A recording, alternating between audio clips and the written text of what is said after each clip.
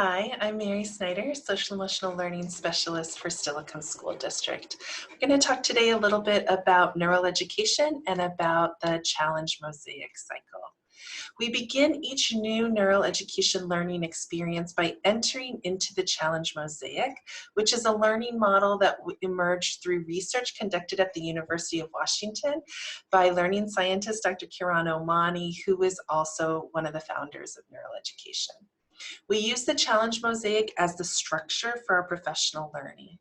The mosaic engages the learner by making visible what you already know and ties your existing knowledge with new information in a very comprehensive way that promotes deep understanding.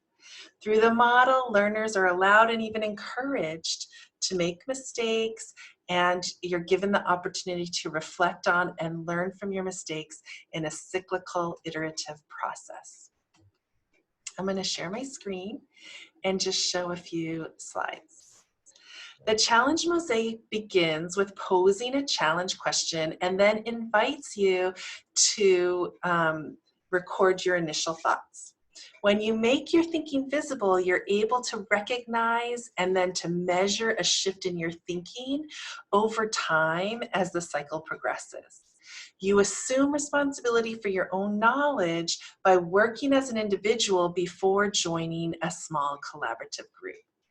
Your initial thoughts are your own, and you'll never be asked to share them within your small group or even more widely. The next step in the challenge mosaic is multiple perspectives, which are resources that reflect current research and theory into practice examples from experts in the field. You're encouraged to take notes during this section to help you structure your revised thinking later in the cycle. While the multiple perspectives and the resources are still fresh in your mind, you'll reflect on the new knowledge gained through the multiple perspectives. The reflection questions posed will be, what was surprising? What did you know but now see in a new way? And what do you want help with? The challenge mosaic is designed to allow for individual reflection that's then quickly followed up by focused discussion in small groups.